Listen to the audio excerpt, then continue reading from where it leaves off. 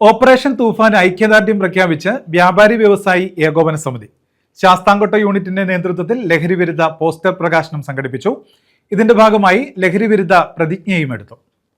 വ്യാപാരി വ്യവസായി ഏകോപന സമിതി ശാസ്താംകോട്ട യൂണിറ്റിന്റെ നേതൃത്വത്തിലാണ് ലഹരിവിരുദ്ധ പോസ്റ്റർ പ്രകാശനവും ലഹരിവിരുദ്ധ പ്രതിജ്ഞയും നടത്തിയത്.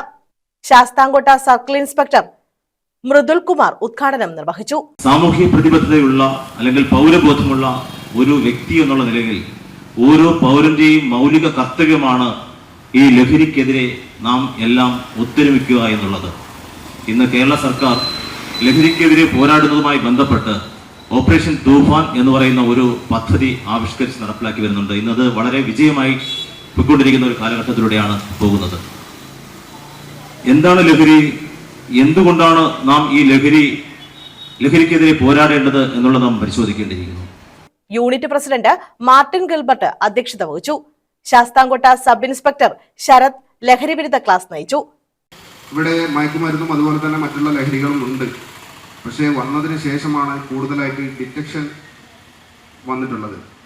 അപ്പോൾ ഇതിൽ നിന്ന് നമ്മൾ മനസ്സിലാക്കേണ്ടത് നമ്മുടെ ചുറ്റും ഈ ഒരു മഹാവ്യാധി, ഈ ഒരു മഹാവിപത്ത് നമ്മുടെ ചുറ്റുമുണ്ട്.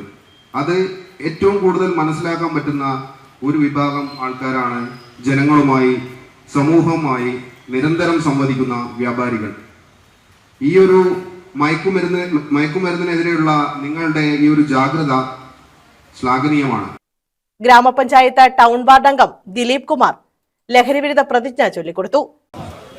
വ്യവസായത്തിലൂടെയോ നിയമവിരുദ്ധമായ യാതൊരുവിധ ലഹരി വസ്തുക്കളും വിൽക്കുകയോ പ്രോത്സാഹിപ്പിക്കുകയോ ഇല്ല എന്ന്